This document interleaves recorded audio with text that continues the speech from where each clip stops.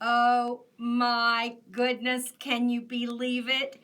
It is July 19th, 2021 here at Always in Stitches in Noblesville, Indiana. And I haven't made a video in probably 2 months. Oh, my life has been crazy, crazy, crazy, just like everybody else's. But today we're going to start a new series called Meet Me at the Sew Machine. And from now on, that's what my videos are going to be called. Maybe I should call it Meet Dawn at the Sewing Machine, but oh well. We'll just call it Meet Me at the Sew Machine. That'll case if somebody else wants to be at the Sew Machine and share something with you, they can. So this was previously the My Favorite Colors Moda channel. But we're done with that quilt, all except for the binding, and I haven't shown it to you quilted yet because Cindy's not done with it yet. But as soon as she gets done with it, I'll show it to you. But I didn't want to wait too much longer to show you how to do binding.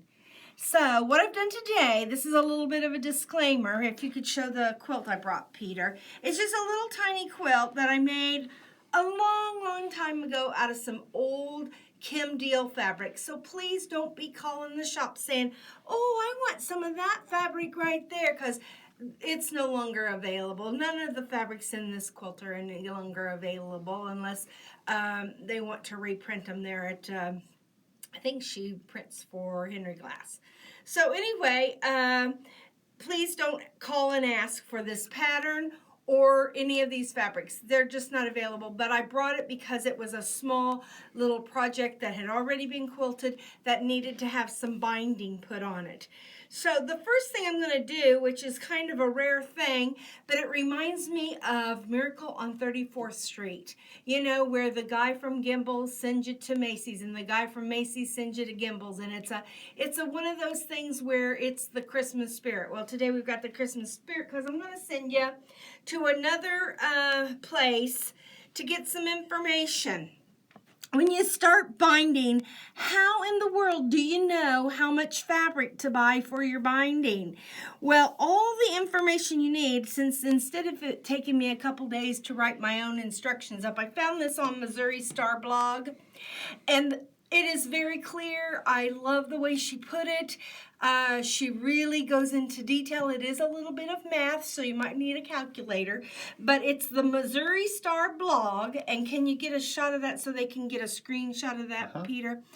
Figuring yardage for binding.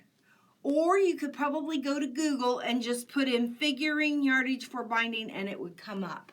But if you go to the Missouri Star blog and you search figuring yardage for binding, it's going to give you all the details on how to do that. So if you're binding a little bitty thing like this, how much fabric would you need to cut bias binding? Or if you're doing a queen size quilt, how much do you need to cut for bias binding? So it's going to give you that information. So go there, research that, and you'll be well on your way to the first step. You've had your quilt sandwich, you know, you've got a back. You got a little middle here. Now, we used just a real thin binding on this one because I didn't want it to be thick and puffy. But you can see that little white fuzzy stuff. That's the binding. And then the top. And I had this machine quilted. It was a computerized thing. And she did a fantastic job because, you know, on a small quilt, you need a small design, and I just love this. This is called, I can't remember what it's called because my brain is fried today. But anyway, it's called Pretty much. So I love it, and I have chosen this polka dot, this fun off-red polka dot to bind it with. It's very scrappy and fun, and I just found this in my stash, so that's what I'm going to use. Now, oh, I put my paper away and I meant to. Let's talk about, should we cut our binding on the bias or straight? Okay, either way is fine. You can cut your binding either way. Fabric is made like this. It's got fibers that go that way and another fiber that goes that way. and then a fiber that goes that way, and then a fiber that goes that way, and so on. And that's what your fabric's made up of, all these little fibers. And if you look at your fabric, you can see, you know, that it's just fiber after fiber that's been woven into this square pattern. You get it? Right? Okay. So, if we were to cut our fabric on the straight of grain, we would be cutting, let me get a colored pencil here. Where's my yellow pencil? Oh, here it is over on my thing here. I don't know if you'll be able to see this yellow pencil or not. But if you cut, nah, you're not going to be able to see that. If you cut on the straight of grain, you're left with these little strings or fibers that go across that way, and so you don't have much if you cut it on the straight of grain and then fold it, and here's your fold line. All you have holding that together is this straight fiber and this straight fiber, okay? So you folded it in half, that one fiber gets rubbed away, or these little fibers get rubbed away, and only thing holding it is this. This would rip right out. This one would rip right out if those fibers here got broken, and then your binding would just come apart.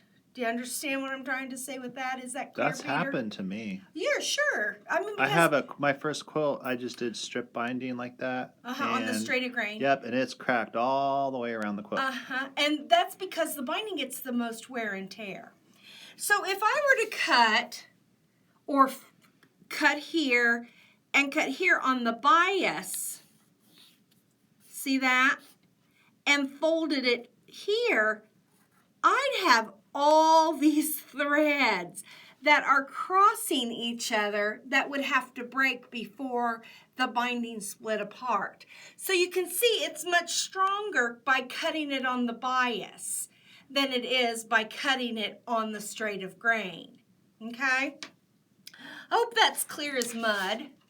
So if you want your binding to be strong and durable, go ahead and cut it on the bias. If it's just going to be a wall hanging that is probably not going to be washed very much or tugged on or pulled on, you can get by with cutting it straight of grain. But definitely if it's going to be let's say it's going to be a pot holder, a placemat, a bed quilt, something like that that's going to be laundered a lot and used a lot, definitely cut on the bias. And a lot of people, when they hear the word bias or cut on the bias, it freaks them out. But I'm going to show you a really easy way to do it. There's all kinds of videos out there on how to cut binding strips and cut bias and make tubes and turn them, and that's just for the birds. I don't do any of that. But if you want to do that, that's all well and good. Help yourself. There's lots of videos out there. But mine's going to be a video easy. Okay? Now for a quilt this size, I could get away with just a fat quarter. So I went and got me a fat quarter out of the shop. It's a pretty one. It's this one is for sale. So we have some of this. Katie's Cupboard by Kim Deal. Oh, yum. So very pretty. You can see this is not square, okay? If I wanted my binding to be perfectly on the bias, the fabric that I was using would need to be square. So right there, that's square. Okay, and so this right here is totally the bias, and it's stretchy. Woo, woo, woo, woo, woo, stretchy, okay? And any strips that I would cut off of this edge this way are going to be on the bias. See that? Okay. But I've wasted like 2 inches of fabric here. Well, is it any less bias if I just go ahead and use the whole piece of fabric? I mean, minus the salvage. I'll be taking the salvage off. There. It's still on the bias. It's not a real true bias, but it'll still give you the same strength as a real true bias, and now I'll get an extra couple strips because I went ahead and just folded the whole thing. Okay? Still is off a little bit. But anyway, it wouldn't be from point to point.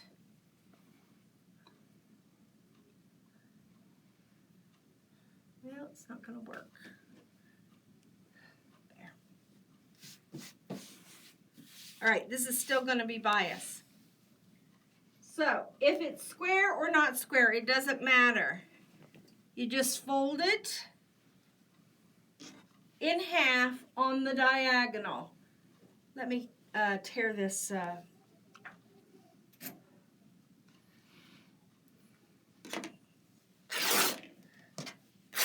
strip off. Let me give it a good press. Now, yardage wise, what cut of fabric is that? This is just some leftover backing that I had Oh, okay. at home that I just brought in. This would give me a lot. This would probably do a lap-size quilt. You'll be surprised at how much binding you get out of. You get a lot You of get a binding. lot. Okay, so I went ahead and cut it in a square. So I just pick up the fabric from corner to corner and let it fall where it wants to. You see that? Now, does anybody in the world have a ruler this long from here to here to cut a strip? I have a tape measure, And a yardstick? but I wouldn't use those with a rotary cutter. No. I mean, that's just a disaster That's a waiting to happen. disaster waiting to happen. So what do? I don't know. What do I do? Take your ruler, lay it on the fold, and make sure that you've got a straight edge. Come up here and Oh, see. straight edge. See how I've got, this is my bias fold right here, and I've put it on the ruler, Okay. and then I've lined it up with the center of the diamond or the triangle, okay? Now I'm going to fold. This is just to get a straight edge fold, is all that is. I'm going to slip that ruler out of there, and I'm going to give because if you it a did, little press. if you didn't use the ruler, then there's a possibility wonky. that it's not laying in there like it needs to be, so it's perfectly straight. Yeah, it could be all folded up in underneath here, and this wouldn't be straight. Oh. Now it's nice and straight. I know that these edges are nice and even. Now I'm thinking I wish I would have used a ruler when I cut my binding the other day. Oh yeah. And you can see this is one layer of fold. This over here, 2 layers of fold. This is where we folded the big long piece that we didn't have a ruler long enough. Why did we fold it? So that we could put it all under our ruler and we would have enough space and enough ruler to cut the strip all at once. So I know my edge here is straight. I like to cut my binding, especially this thin. This thin, I could cut that, my binding probably 2 inches. I'm going to cut it 2 1/4. I could probably cut it 2 1/8 and still get, but I'm going to cut it 2 1/4, okay? 2 1/4 is usually my standard cut. A lot of people, if they're doing a thicker binding, will cut 2 1/2. So I'm going to cut 2 1/4. But if I cut 2 1/4 and I've got a fold right here, what am I actually going to get? 4 1/2. Because see, this is a fold. So if I were to cut that 2 1/4, I'd get a strip that's 4 1/2. So what's half of 2 1/4? 1 1/8. 1 1/8. So what if I lay this at 1 1/8 to cut my very first strip? Now, how can I tell that it's straight? Well, it's straight here, and it's straight all the way up to here. See that? My little corner's not straight up there. Okay, there we go. 1 1/8, 1 1/8. It's straight as can be. Let's take our rotary cutter.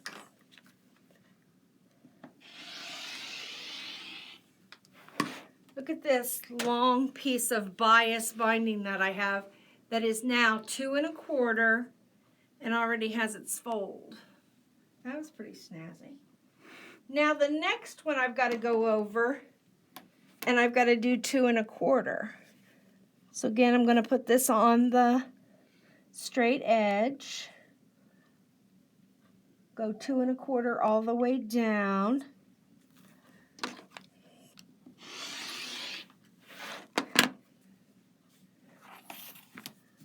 Another one, 2 1/4.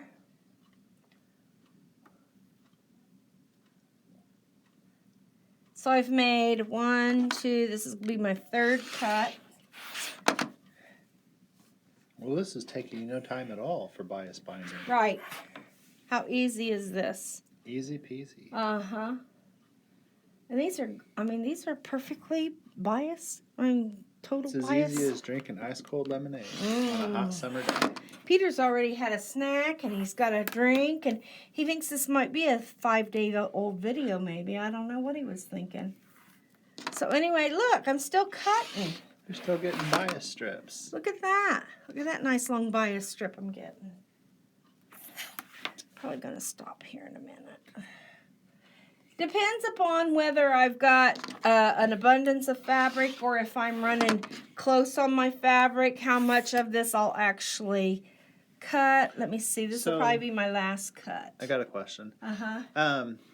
If you do lots of quilts and you're cutting lots of bias strips and doing lots of binding, and you want to keep your extras for your other projects like little pillows or crafts and stuff like that. What's a good way to organize those bias strips? What would you suggest? Well, I would suggest that I'm going to show you how to roll them. Oh, and cool. then just tie a little string around them and then put them in a little, Ziploc bag, or you could put them in according to how many you have, a tote of some kind or whatever. But now they're all strips. See that? So I'm going to bring them to my sew machine, which who doesn't love? Let's go to the sew machine. Meet me at the sew machine, okay? Move this out of my way. Oh my gadget is That looks like a nice smorgasbord. It is, isn't it? Now remember in the video, I don't know which video it was. I should have went back and looked. I got to tell you, if you're learning how to sew and you're just a beginner and you want some good hints, watch the series. There's 16 episodes in the My Favorite Color is Moda. You don't have to make that quilt, but it's got really good info, okay? So don't miss out on that. So I'm going to start with my long piece here. I'm going to lay it across my machine. And most machines, if they're in a cabinet, have a straight line. If you don't, you can eyeball it, or you can put a piece of tape down on the bed of your sewing machine to give you a straight edge, but I know that's a straight edge. Then I'm going to pick up another piece, and it doesn't matter which one it is, short, long, whatever. Just going to pick up another piece. What I'm going to do is I'm going to put right sides together. Okay, right sides together. This way. And I just need to leave approximately a 1/4 inch here and a quarter inch from this edge and a 1/4 inch from that edge. So it doesn't have to be perfect, but it needs to be straight. So I'm going to use my tape here that I've laid down on my machine. And so now I know that's straight, okay? Now I've showed you this technique where I've put the line on my machine a 1/4 inch away from my needle. Bring this up off the floor. You could pin this if you want, but it's such a small area. I'm going to bring this up to my machine. I'm going to look at this point right here, Peter. Look at where this fabric comes together. See this V right here? Let me get my pointer. See this V right here? I'm going to sew from that V to this V. So on the diagonal, right down to that V. So I'm going to put my V right in my needle, right at my needle. I'm going to put this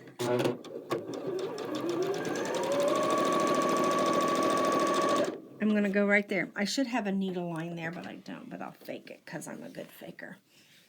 And then this next piece is going to come off the machine like this. Now it's face down. I want to turn it one time to be face up. See that? It's face down, and now I'm just going to turn it face up. I'm going to get it again straight on my machine. I'm going to pick up another piece. I'm going to put it right sides together. I'm going to make sure there's at least 1/4 of an inch there and 1/4 of an inch there. And then make sure it's straight. It's perfectly good and straight. I'm going to sew from that V to that V.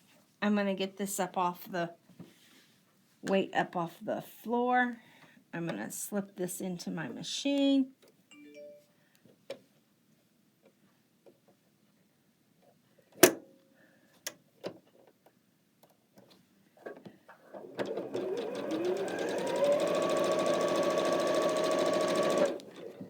This comes off my machine with right sides down.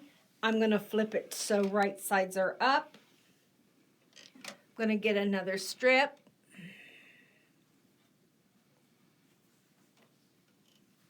Ooh, this is a nice long one.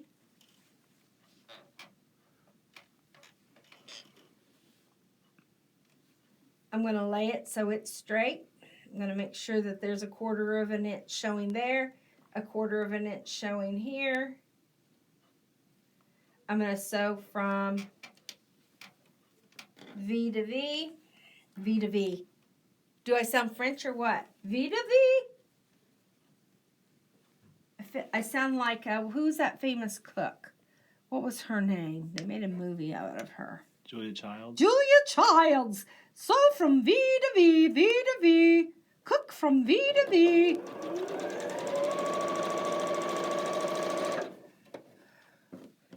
Now my top piece, is right sides facing down. I'm going to flip it over so right sides are facing up. Is this confusing? No. This is pretty easy. Pretty simple. I'm getting me another piece. I'm going to try and get all the pieces at least sewn one time, and then I'll go back. Okay. Right sides together. Make sure I have 1/4 of an inch here. I mean, I'm not measuring, I'm just eyeballing. Okay, I want at least 1/4 of an inch, at least 1/4 of an inch, so that when I cut my bias, when I cut my seam allowance, I'll have at least 1/4 of an inch. I'm going to bring that up so the weight doesn't bother me. I'm going to turn that, slip that in under my machine, next to my needle.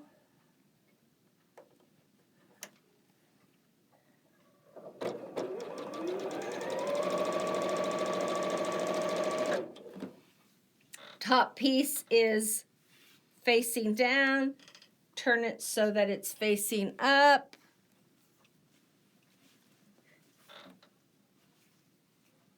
One of the girls here at the shop is having a baby. Her name is Julie. We're so excited. It's a baby girl. It's a baby girl in the baby world. And they're naming her Harper. Is that right? Mm-hmm. Harper? Harper. She looks like she's ready to come into the world at any moment, but I think she's only, what, eight months? Due date's in September. Due date's in September. Hey, I was born in September. Maybe she could be born on my birthday. But anyway, we all chipped in and got her a beautiful, beautiful rocking chair so she has something to rock Harper to sleep in. And that was really fun. Wasn't that nice of us? Mm-hmm. And now Harper will always have something to remember the quilt shop by. Okay, again, I'm just redoing this process so that, you know, it's the same thing over and over and over. But you're going to be amazed at how much binding I get out of that little bit of fabric I had. And this was just a leftover piece from a backing that that the quilter gave me back after she quilted one of my quilts.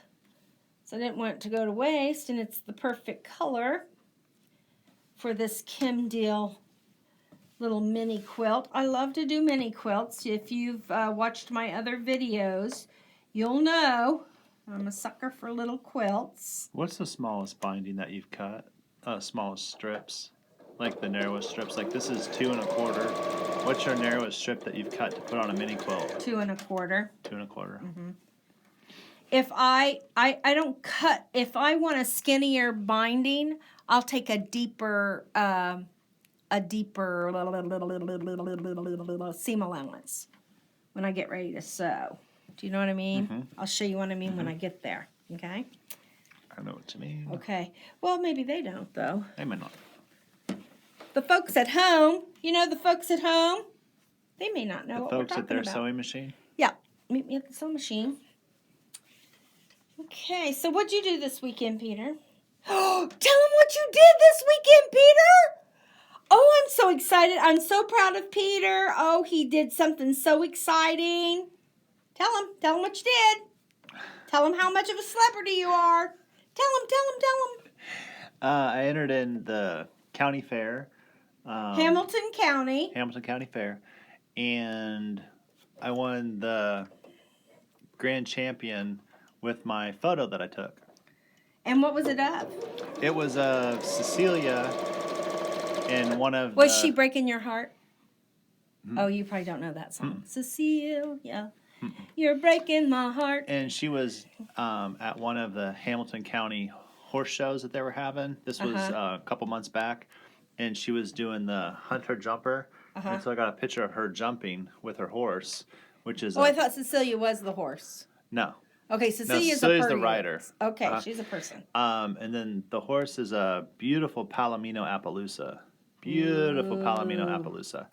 And so it was 93 degrees that day. And I had been taking pictures for 8 hours. And it was the last picture that I took before I decided You can to pack. tell he's a Hoosier because he says picture. He says picture instead of picture. Okay, go ahead. So, you were lucky you got the last shot. Okay, so that one I chose to enter in the color, into the photography division of the food and craft show. And it was the color class. And so it won first place in the class. It won champion in the photography and then won grand champion. Oh, my of goodness. the show. Fabulous!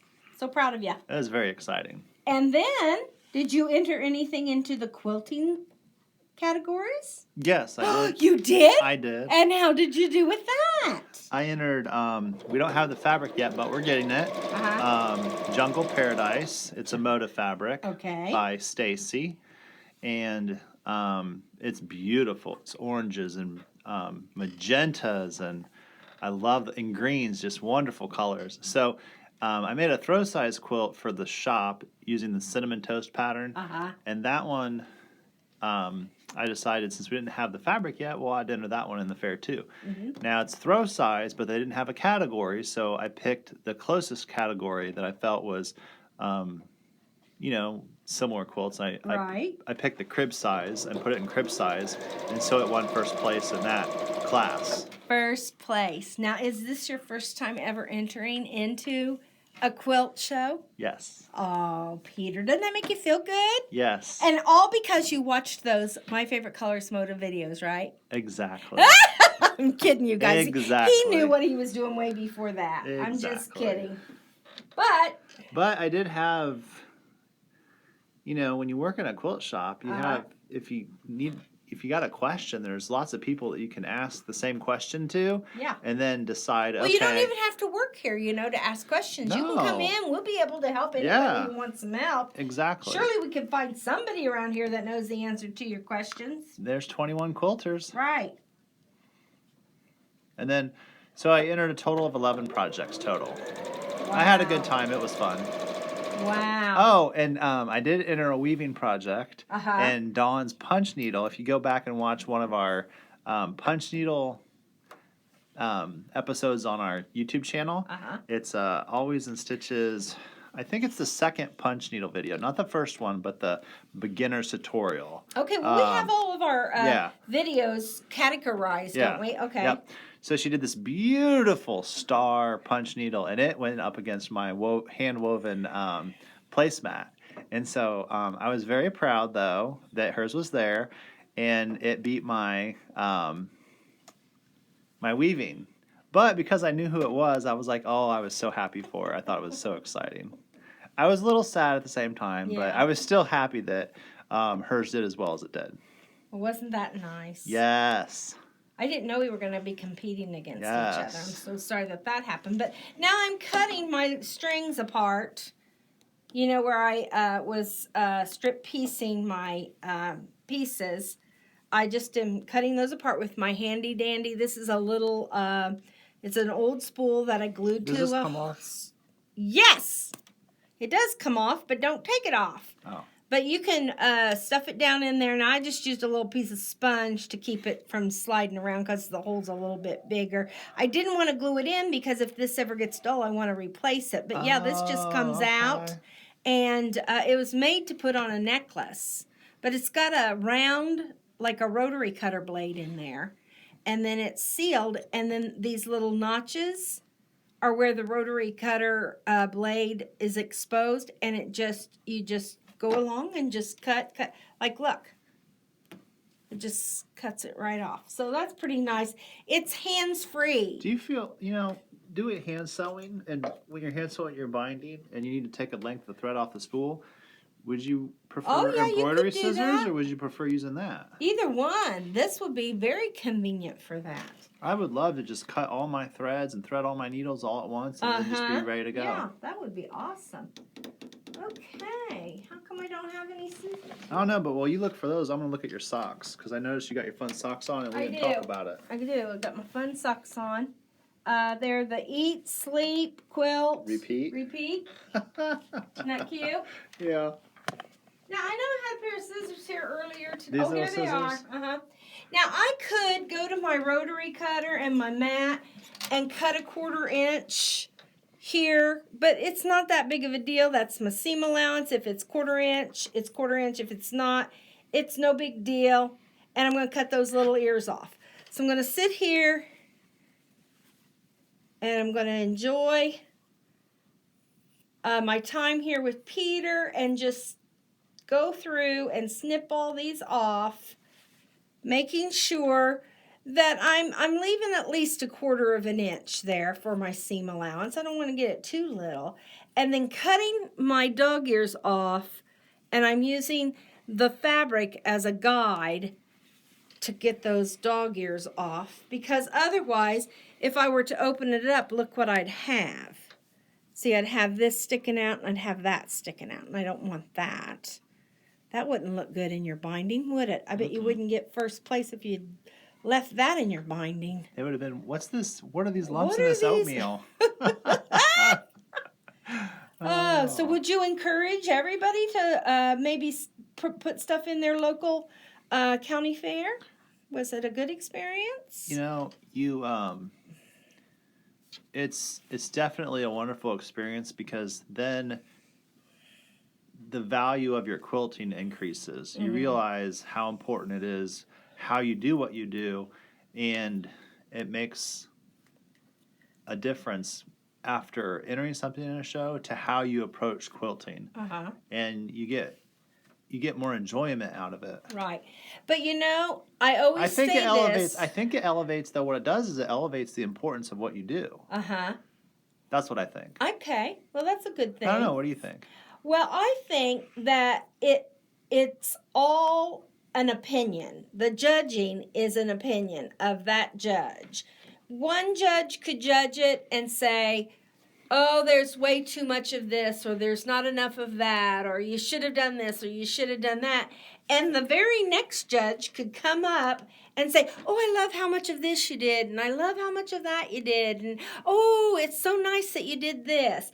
You see, it all depends upon the judge. And if the judge likes bright colors and you've got a Civil War quilt, well, it may not do as well. So I wouldn't get discouraged. That's the one thing I always want to emphasize. If you're going to put stuff in a competition, something to be judged, it's that judge's opinion. Okay, when it comes right down to it, it's that judge's opinion.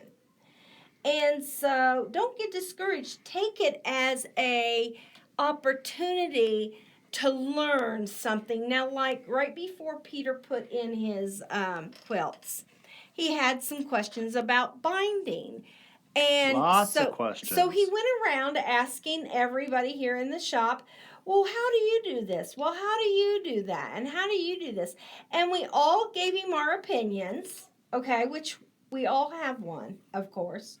And then he took what he felt like were the things that related to him the best, and that's what he did. And so I think that is a super way to learn and to experiment. Now, if they would have come back and said, Peter, your binding stinks on his little evaluation, he could have come back to the shop and blamed it all on us. You see, so that was my mistake.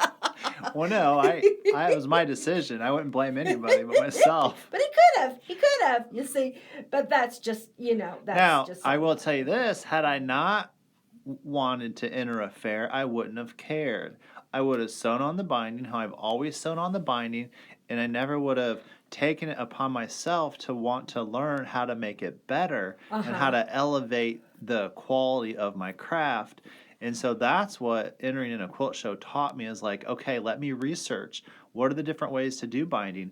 What different effects do they have? If I do it this way, how's it going to look and feel? If I do it this way, how's it going to look and feel? Right. And so at the end of the day, when I went home and I started binding this quilt that I'm almost finished on, I'm on the final fourth side for the next fair.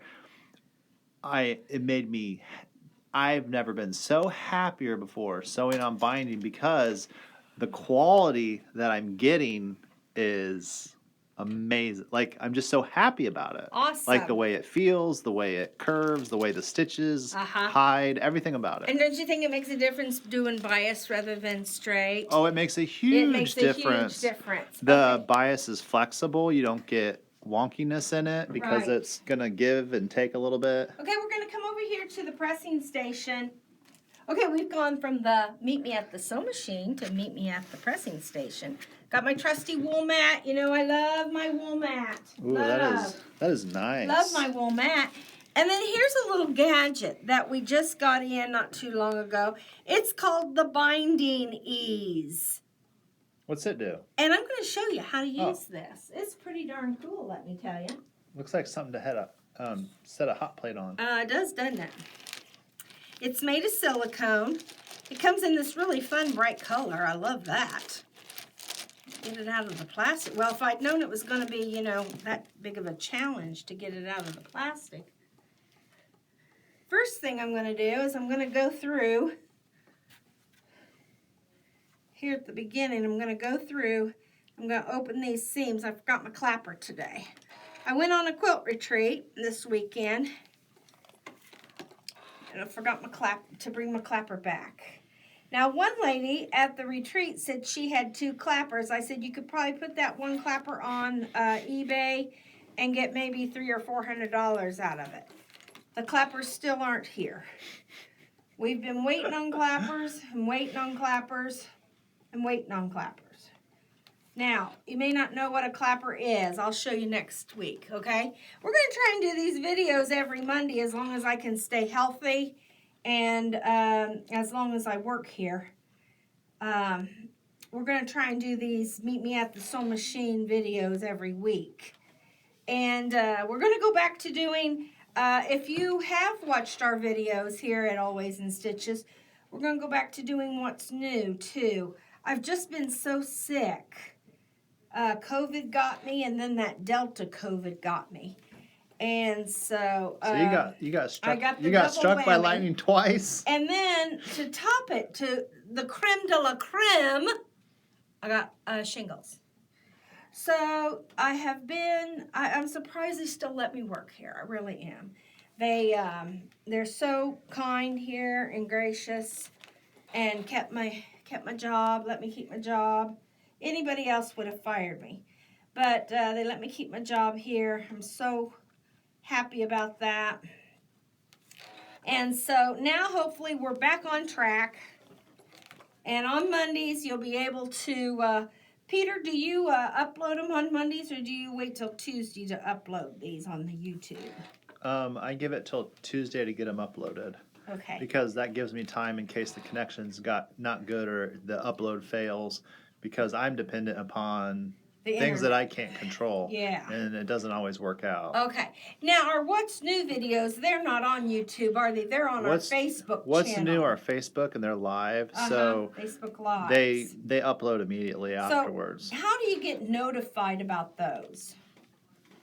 You'd have to follow us on Facebook at Always in Stitches in Noblesville, and you can select notifications, be notified every time we make a post. I post once a day on Facebook and once a day on Instagram. And typically it's if you want to see what other people are making and what their quilts are, or if you want to see shop samples of quilts, the patterns we carry and fabrics we carry, that's a good place to check that stuff out. Awesome. So it's snazzy stuff that's going on here in the shop and all kinds of Fun things. and exciting, like other quilters, what they're making, Okay. brand new fabric as it comes in. We take pictures of the fabric and put it up.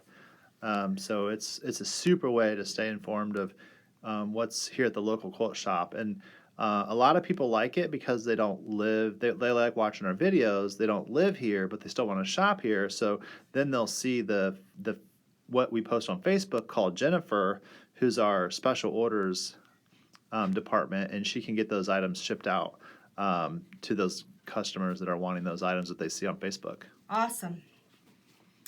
Okay, well, that was good. Now, if you want to keep having videos like this one that we're doing here, you might want to subscribe. How do they do that? Subscribe to our channel. By subscribing, it helps out our logistics, so that way other people who are interested in quilting, they'll be able to see our quilting videos across their feed.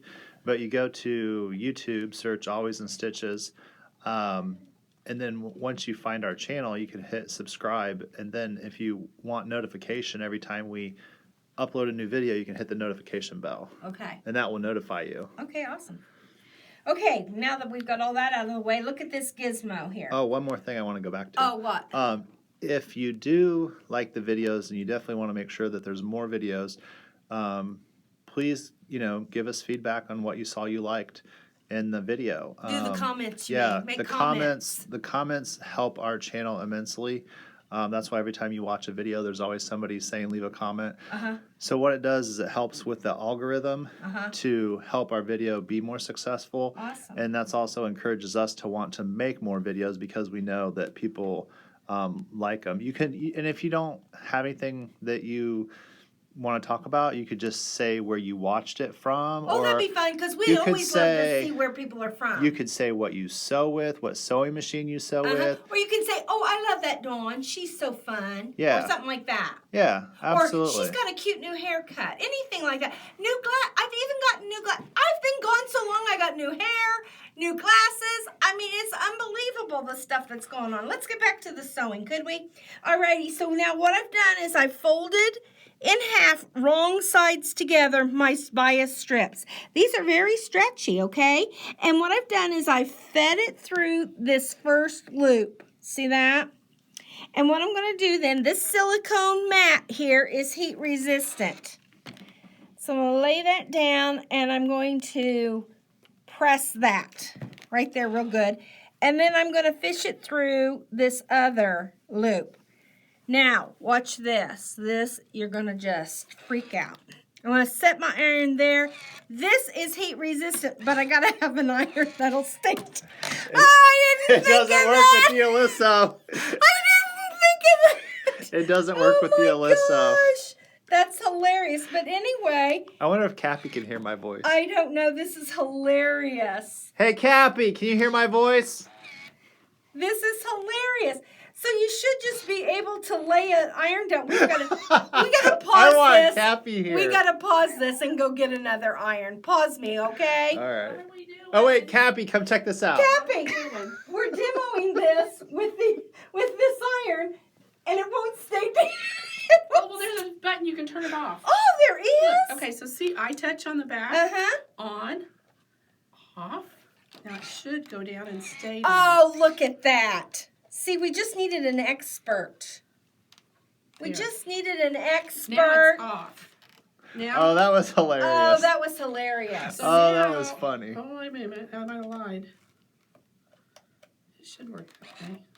It should. Oh, no, now it does still work. I'm lying. Okay.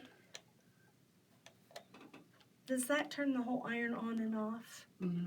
What, aren't we quite? How many? How many Stitchers cultures does does it it take take to to work run an an iron? I thought that Let me turned look it. at the button here. Okay, we're gonna go get another iron, okay? Oh, it says I touch on off. It does. Yeah. And I thought that that's what it did. I could be lying. Apparently I am.